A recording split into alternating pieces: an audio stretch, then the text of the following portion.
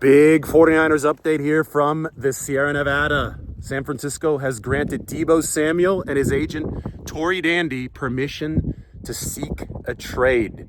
According to Adam Schefter, Deebo Samuel went into his exit meeting and he said it was a really tough conversation with Kyle Shanahan, but he requested the trade. Remember, Deebo's usage went down last season. He wasn't happy about it. He went to social media before that game against the Rams about it. Then the 49ers force-fed Deebo Samuel and he dropped what could have been a winning touchdown pass. It just wasn't a pretty season for Deebo Samuel. Started with an injury, continued with hospitalization for pneumonia. A few days ago, he's wearing A.J. Brown's Eagles jersey at Super Bowl Radio Row. So I think that we saw the writing on the wall, but now we have it from the horse's mouth that this is something that probably is going to happen. So how is this going to affect the 49ers? Well, March 22nd is the inflection point. On March 22nd, the 49ers owe Deebo Samuel a $15.4 million option bonus, which prorates over 5 years against the salary cap at $3.086 million. You would think that the 49ers would want to make a move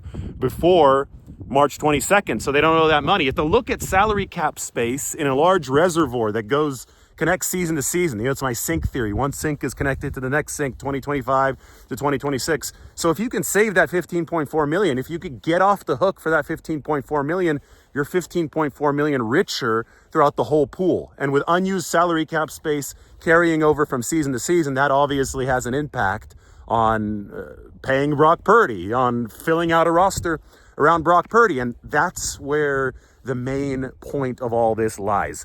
Build the best receiving core for Brock Purdy. Deebo Samuel's been a fantastic weapon for the 49ers. 2021, that was before Purdy was around, but that was a sensational all-pro season for Deebo Samuel that earned him the contract which he's currently playing on. It's been restructured a few times, so that makes things a little bit more complicated. But Deebo, the bulldozer from 2019 all the way through 2023, plus weapon for the 49ers. Purdy has transitioned this offense into more of an intermediate to downfield push where they need separation. They need, X receiver type timing downfield.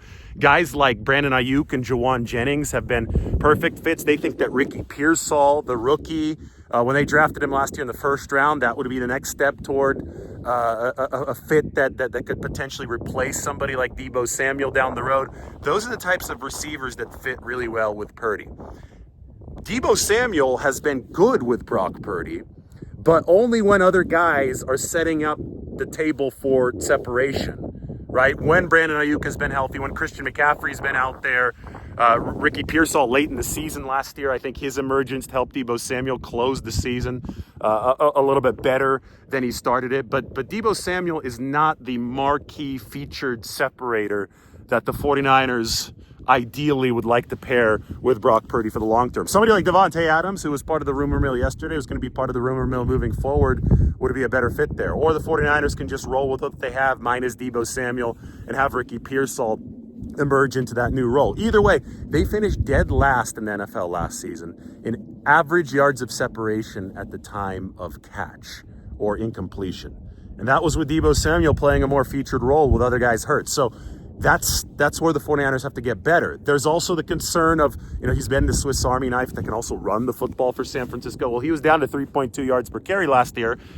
A lot of it probably had to do with the lack of spacing on the field, Kyle Shanahan's down year, the injuries elsewhere, and Deebo's injuries. But obviously the element of surprise, the differentiation that led Deebo Samuel to be this lethal rusher was not there anymore last season. So it's all part of this evolution of the 49ers offense, which obviously is seeing the deck chairs being rearranged around the centerpiece, Brock Purdy, whose camp is in talks with the 49ers now regarding a new contract. The 49ers have restructured Deebo Samuel's contract several times. That is also just rearranging deck chairs. Guaranteed money they were already going to pay him has been converted to signing an option bonus. And it's been pushed forward so the 49ers don't have to pay as much on the cap in the near term. They pay it later when the salary cap is higher. The team has done a great job surfing the salary cap wave there. In this case, the impact of that is that if they do trade him, there's about $31.5 million of signing bonus and option bonus money that's already been paid out to Deebo Samuel that would have to hit the salary cap at some point.